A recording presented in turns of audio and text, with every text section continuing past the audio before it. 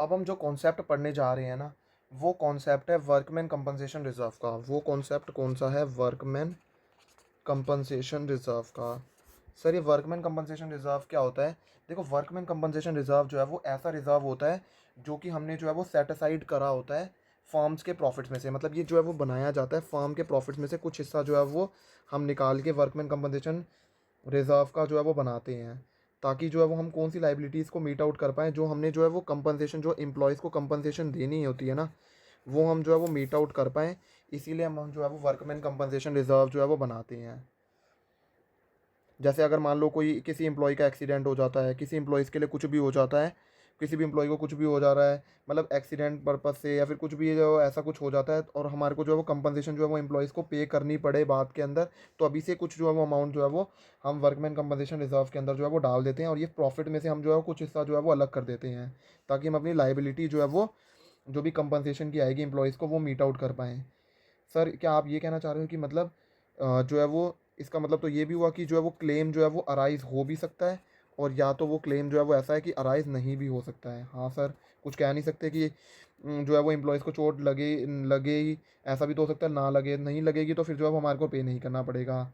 इसका मतलब है कि जो, इसका मतलब तो ये भी हुआ कि जो क्लेम का अमाउंट है, वर्कमैन कंपनसेशन का जो क्लेम उठेगा एम्प्लॉयज़ का, वो जो है वो या तो वो इक्वल हो सकता है, या तो वो लेस होगा, या तो वो मोर होगा, जितना हम जो है वो रिज़र्व जो है वो क्रिएट करेंगे। बिल्कुल सही बात है सर, ये आपने तो 3 केसेस ऐसे ही पकड़ लिए कि या तो वो इक्वल है, या तो वो लेस है, या तो वो जो है वो मोर है।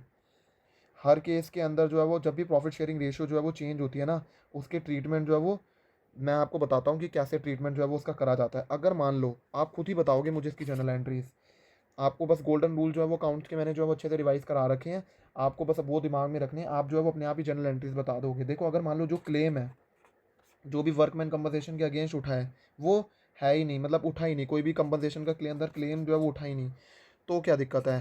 तो जो है वो हमारा जो सारा का सारा वर्कमैन कंपनसेशन रिजर्व है ना, वो कहाँ डाल देंगे हम? पार्टनर्स के कैपिटल या करंट अकाउंट के अंदर डाल देंगे, डिपेंडिंग जो जो कौन सा मेथड जो है वो हम फॉलो कर रहे हैं। तो इसका बनाने का फ़ायदा मतलब अब पर्पस नहीं रहा, हमारी प्रॉफिट शेयरिंग रेशियो जो है वो चेंज हो रही है, तो हम जो है वो इसको सारा का सारा जो है वो पार्टनर्स के अंदर डिस्ट्रीब्यूट कर देते हैं, और जो है वो ओल्ड प्रॉफिट शेयरिंग रेशियो के अंदर जो है वो हम उसको डिस्ट्रीब्यूट कर देते हैं। और जो डिस्ट्रीब्यूशन करेंगे पार्टनर्स की कैपिटल जो है हमें पता है क्रेडिट साइड बढ़ती है, और वर्कमैन कंपनसेशन रिजर्व एक रिजर्व है, रिजर्व जो है वो डेबिट साइड जो है वो कम होता है, तो हमने जो है वो डेबिट कर दिया।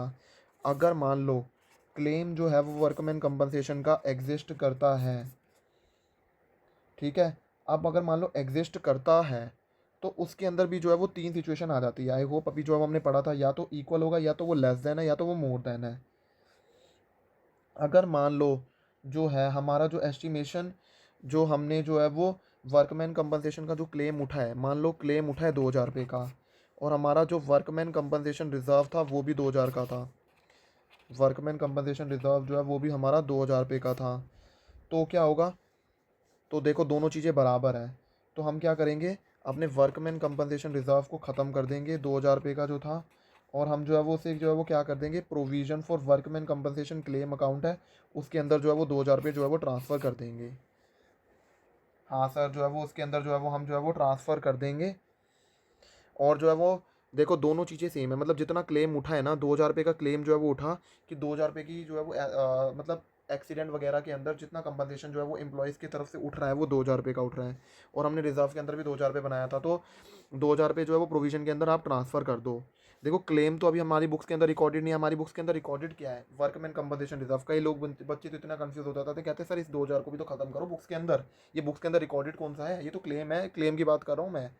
ये हमने क्लेम, हमने बस अपने रिजर्व को जो है वो ख़त्म कर दिया, और जो है वो कुछ भी अमाउंट जो है वो हमारे को पार्टनर्स के कैपिटल या करंट अकाउंट को छेड़ने की जरूरत नहीं है, क्यों? क्योंकि कोई फ़ायदा मतलब कुछ भी डिस्ट्रीब्यूशन करने की जरूरत ही नहीं है, कुछ बचा ही नहीं है, सारा का सारा तो क्लेम के अंदर ही, सारा का सारा तो क्लेम ही बन गया है। तो workman compensation reserve account debit to provision for workman compensation claim, ये देखो मैं आपको साथ साथ जो है वो एंट्री भी दिखा देता हूँ। देखो ये रहा, अगर मान लो हमारा एस्टिमेशन वर्कमैन कंपनसेशन जो है वो क्लेम जो है वो अगर वो इक्वल हो जाता है वर्कमैन कंपनसेशन रिजर्व से, तो हम एंट्री क्या कर देते हैं, workman compensation reserve account debit to provision for workman compensation claim, और हमारा सेम है, तो इसीलिए हमारे को जो है वो कोई अमाउंट जो है वो ट्रांसफ़र नहीं करना है कैपिटल या फिर करंट अकाउंट के अंदर,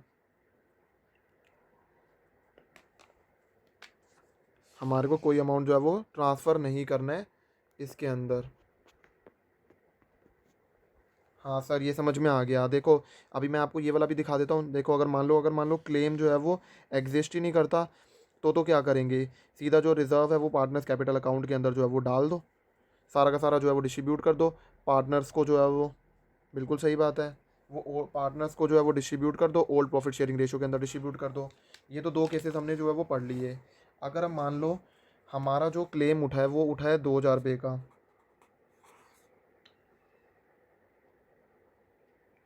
और हमने वर्कमैन कंपनसेशन रिजर्व जो है वो बनाया था 3,000 रुपये का, तो उस केस के अंदर क्या होगा सर? बहुत सिंपल है। अगर जो है वो ऐसा होता है ना, तो हम क्या करेंगे, जो अपना वर्कमैन कंपनसेशन रिजर्व है, आपने बोला कि वो हमने बनाया था 3,000 रुपये का, लेकिन हम जो है वो क्लेम कितना जो है वो डाल देंगे, provision for workman compensation claim के अंदर जो है वो डालेंगे 2,000 रुपये का। क्लेम जो है 2,000 रुपये का उठ रहा है, और बाकी जो 1,000 रुपये है वो पार्टनर्स में डिस्ट्रीब्यूट कर देंगे। बल्ले बल्ले पार्टनर जो है वो ले जाओ भाई, पार्टनर्स में डिस्ट्रीब्यूट कर दो। ये फालतू का जो है वो 1,000 जो है वो बना है, हमने जो है वो प्रोविजन इसलिए बनाया था कंपनसेशन के लिए, लेकिन उठा 2,000 रुपये का ही है, तो हम जो है वो 1,000 जो है पार्टनर्स को डिस्ट्रीब्यूट कर देंगे ओल्ड प्रॉफिट शेयरिंग रेशियो के अंदर। ये वाला केस भी जो है वो हमारा हो गया। हाँ सर, ये वाला केस भी जो है वो हमने डील कर लिया। अगर मान लो ये दोनों केस में से ना उठ के ऐसा होता है कि हमारा जो वर्कमैन कंपनसेशन क्लेम का अमाउंट है वो 2,000 रुपये है, मैं आपको एक बार पहले ये वाला जो है वो जनरल एंट्री दिखा देता हूँ कि हमारी ये देख लो, workman compensation reserve to provision for workman compensation claim to partners capital और current account being the surplus जो है वो ट्रांसफर कर दिया हमने पार्टनर्स के कैपिटल या करंट अकाउंट के अंदर in their old profit sharing ratio. अगर मान लो इन दोनों सिचुएशन के अलावा एक थर्ड सिचुएशन जो है वो आ जाती है, जहाँ पर हमारा क्लेम का अमाउंट 2,000 रुपये है, और हमारा वर्कमैन कंपनसेशन रिजर्व जो है वो अगर मान लो हमने बुक्स के अंदर था वो 1,000 रुपये का था। उस केस के अंदर क्या करेंगे, क्लेम तो 2,000 का उठ गया यार, लेकिन हमने बनाया था 1,000 रुपये का ही। तो हम जो है वो एक काम करते हैं, सबसे पहले तो हमारे को पता चल ही जाता है कि सबसे पहले तो बुक्स के अंदर से जो है वो 1,000 रुपये ख़त्म कर दो जो रिजर्व का बना हुआ है। Workman compensation reserve account debit 1,000 to provision for workman compensation claim, वो आ जाता है मेरे पास 2,000, और जो बैलेंस अमाउंट है वो कहाँ चला जाता है, रीवैल्यूएशन अकाउंट के अंदर, वो आ जाता है मेरे पास 1,000 रुपीज़।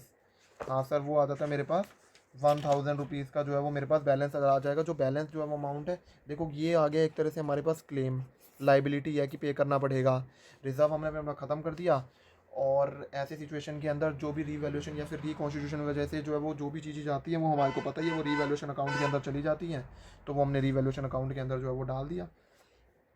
और एक फोर्थ केस आ जाता है, नहीं फोर्थ केस कह रहा हूँ, और बाकी अगर मान के चलो कि हमारे पास और कुछ था नहीं, तो जो सारा का सारा जो रीवैल्यूएशन है वो कहाँ ट्रांसफ़र कर देंगे, हम पार्टनर से जो है वो चार्ज कर लेंगे पार्टनर्स कैपिटल और current account, depending upon the कि कौन सा मेथड हम फॉलो कर रहे हैं, वो हम रीवैल्यूएशन अकाउंट के अंदर डाल देते हैं।